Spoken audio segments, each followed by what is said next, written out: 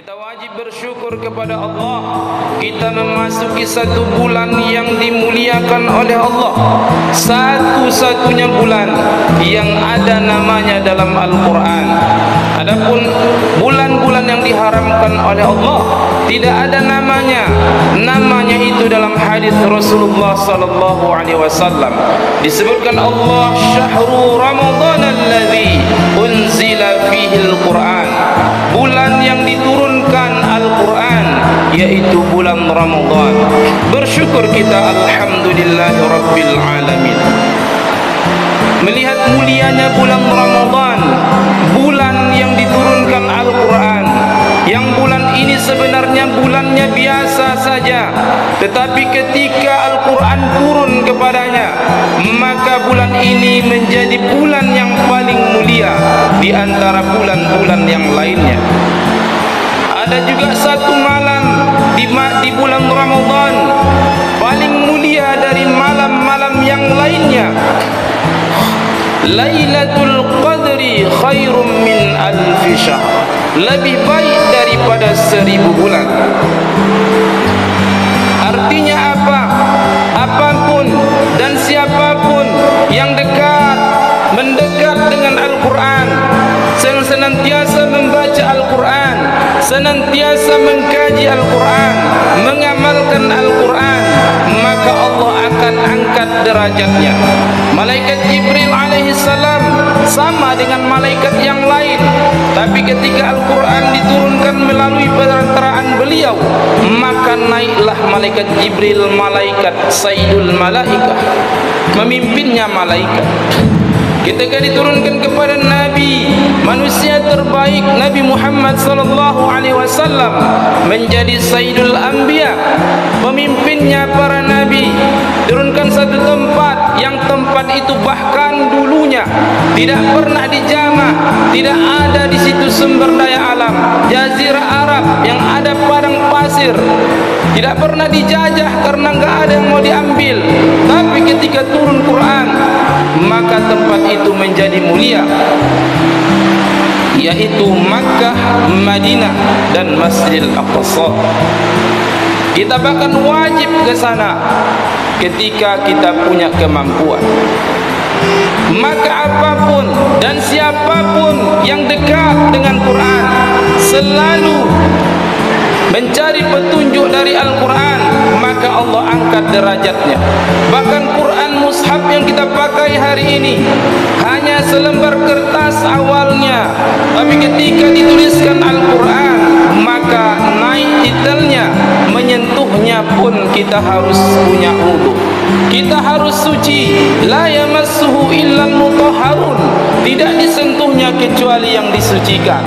Begitulah Al-Quran memuliakan siapa saja yang dekat dengannya, yang selalu bersamanya, yang ketika kita baca bahkan kita dapat per hurufnya. Tidak ada satu bacaan di dunia ini, bahkan hadis Rasulullah sallallahu alaihi wasallam, tidak ada jaminan kita baca, kita pelajari, kita dapatkan pahala, kita dapatkan kebaikan per hurufnya. Hanya Al-Quran dapat jaminan dari Allah dan Rasulnya. Rasulullah sallallahu alaihi wasallam bersabda, "Man qara'a harfan min kitabillah falahu bihi hasanah wal hasanatu bi asyri amsalha la aqulu alif lam mim harfun walakin alifun harfun wa lamun harfun wa mimun harfun." Barang siapa yang membaca satu huruf saja dari Al-Quran, satu huruf bapak-bapak, ibu-ibu, bukan satu surah, bukan satu juz, bukan satu kalimat, bukan satu kata, satu huruf saja Allah berikan pahala kebaikan kepada kita. Bahkan Nabi mengatakan, la aqulu alif lam mim, aku tidak katakan alif lam mim itu satu huruf, walakin alifun harfun, tapi alif itu satu huruf, lam itu satu huruf, mim satu huruf. Itu kalau kita baca, kita dapat wal hasanatu bi athri amsalha, dikali 10 kebaikan. Itu kalau di bulan Ramadan. Maka kita bersyukur kita masuk di bulan Ramadan. 10 yang biasanya di bulan lain ditambah lagi, dikali lagi 10 jadi 100. Kalau kita bawa, kata Imam Ali radhiyallahu anhu, kita bawa dalam solat, kita bisa membacanya ketika berdiri, maka kita dapat 100 kebaikan di luar bulan Ramadan. Kalau di bulan Ramadan dikali lagi 10.000 kebaikan per hurufnya.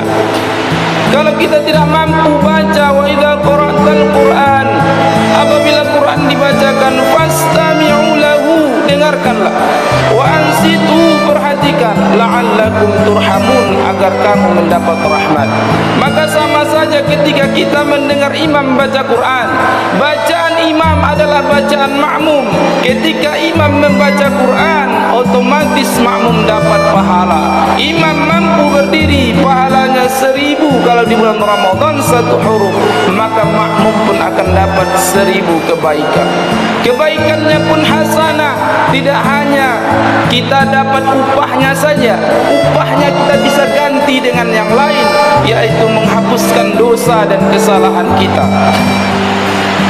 Maka dari itu, siapa saja yang dekat, yang bersahabat dengan Quran, baik itu dengan membaca, baik itu dengan mempelajari, baik itu dengan mengamalkan, mengajarkannya, pokoknya yang berhubungan dengan Quran, maka Allah akan angkat menjadi yang terbaik.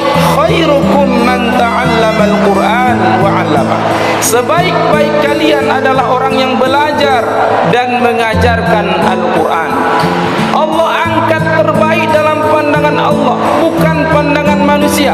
Kalau pandangan manusia terbaik, terbaiknya cuma di sini.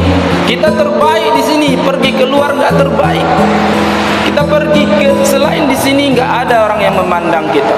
Tapi kalau Allah sudah mengatakan terbaik, kemanapun dia tetap terbaik. Kita lihat anak kecil, namanya Musa. Musa hafal Quran 30 juz. Allah angkat derajatnya. Dia dari pelosok negeri sana, tapi Allah angkat derajat. Kita lihat Najah, dia cacat, gagal otak, dia punya kekurangan dalam pergerakannya, tapi ketika dia hafal Quran, bahkan sekelas Syekh yang hafal Quran 30 juz, Syekh almarhum Syekh Ali Jaber mencium kakinya, mengangkat derajatnya. Tidak peduli dia anak kecil, dia tidak peduli dia besar atau kecil, sehat atau sakit, sempurna atau cacat. Yang penting kalau dia dekat bersama Quran, maka akan diangkat oleh Allah menjadi yang terbaik. Khairukum man ta'allama al-Quran wa 'allama. Kalau kita contohkan tadi, satu kertas menjadi mulia gara-gara di situ dituliskan Quran, menyentuhnya menjadi harus punya wudu, harus bersuci. Bagaimana kalau kita yang dekat dengan Quran? Allah sudah katakan, laqad khalaqnal insana fi ahsani taqwim. Sungguh kami sudah ciptakan manusia itu dengan sebaik-baik bentuk. Tambah lagi kita dekat dengan Quran, maka Allah pasti akan memuliakan kita menjadi kuntum khaira ummah, sebaik-baik umat yang dilahirkan oleh Allah di bumi ini. Maka dari itu, kalau ingin kita menjadi mulia di hadapan Allah, bukan di hadapan manusia, dekatlah dengan Al-Quran. Dekat bagaimana? Sesuai kemampuan masing-masing. Kalau masih membaca, baca. Kalau masih belajar, belajar.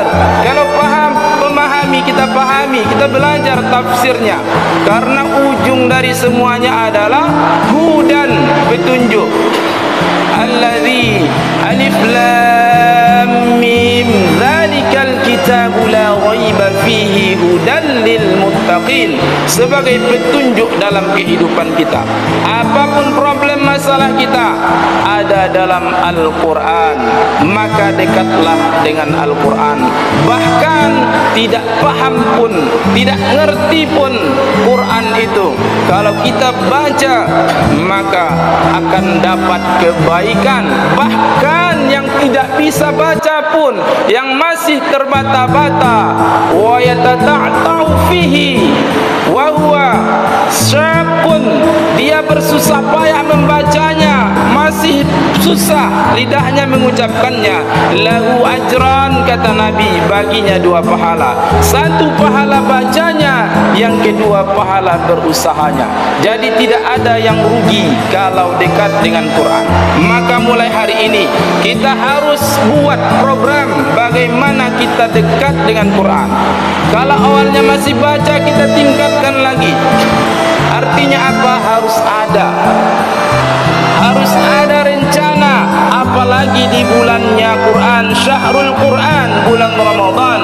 Kalau dulu sebelum Ramadan bacaan kita masih sedikit, perbanyaklah. Bagaimana sahabat memperbanyak bacaannya. Bahkan Utsman bin Affan, terakhir kita tutup dengan Utsman bin Affan radhiyallahu anhu. Kenal ibu-ibu? Pernah jumpa? Enggak ya? Utsman bin Affan itu khalifah yang ketiga. Abu Bakar, Umar, kemudian Utsman, kemudian Ali. Khalifah yang ketiga memimpin. Kalau sekarang negara presiden, ini bukan negara, banyak negara. Kalau dulu khalifah itu banyak negara, sekarang aja yang 1 negara. Belum lagi dia seorang pengusaha kaya, sampai hari ini sumurnya masih ada. Sumur Utsman, kaya, dermawan, sibuk luar biasa. Artinya apa? Saya mau menyampaikan Utsman itu sibuknya luar biasa, memimpin banyak negara, tambah lagi pengusaha kaya raya, banyak usahanya, tetapi dia bisa menghatamkan Quran 1 rakaat witir saja. Seperti itu. Artinya bukan kita kejar kuantitas Utsmannya, sekali khatam 1 witir, bukan. Cuma itu jadi motivasi. Kenapa dia yang sibuk saja bisa menghatamkan Quran 1 malam, 1 kali witir, sekali khatam. Artinya kita harus termotivasi. Apa yang bisa kita mampu?